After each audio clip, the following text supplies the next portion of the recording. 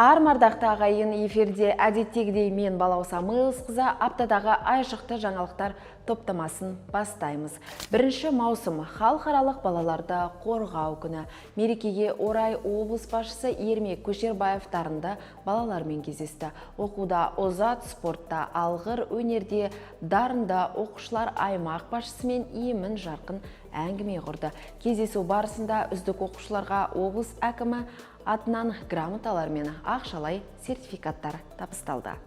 Ал күршімдік балақайлар мерекені жаңа саябақта атап өтті. Күршім ауылындағы орталық саябақ кешенді жөндеу жұмыстарынан кейін қайта ашылды.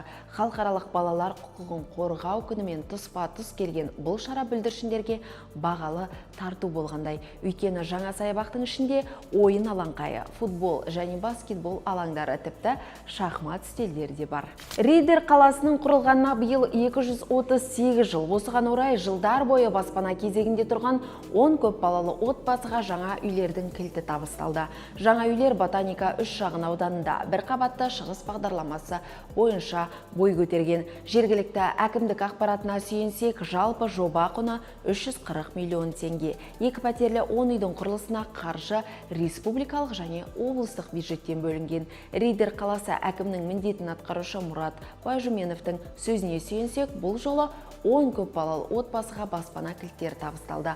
Ал қалған 10 отбасыға кілттер 1 қыркүйекте беріледі. Айта кететін тағы бір жайт, Зайсан ауданы Кеңсай ауылының көп балалы отбасыларына да баспана кілттері табысталды.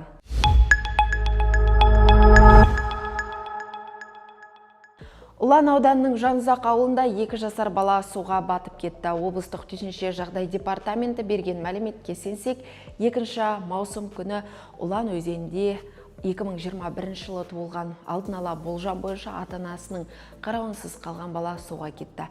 Құтқарушылар ата-аналардан балаларын қараусыз қалдырмауларын сұрайды. Жер 2024 республикалық командалық штабтық оқу жаттығу төтенше жағдайлар вице-министрі Ерлан Нұрпейісовтың басшылығымен Өскемен қаласында өтіп жатыр. Республикалық штаб Шығыс Қазақстан облысының орталығында орналасқан. Ауқымды оқу жаттығуға облыс әкімі Ермек Көшербаев, сонымен қатар министрлік пен ведомство базасында құрылған барлық республикалық азаматтық қорғау қызметі, жергілікті атқарушы органдар, төтенше жағдайлардың алдын алу және оларды жою жөніндегі комиссия, азаматтық қорғау қызметінің және бейінді бөлімшелердің мамандары қатысуда. Оқу жаттығу 2 күнге созылады. Осымен бүгінгі хабар тамам. Амандықта жүздескенше бізге лайк басып тіркелуді ұмытпаңыздар.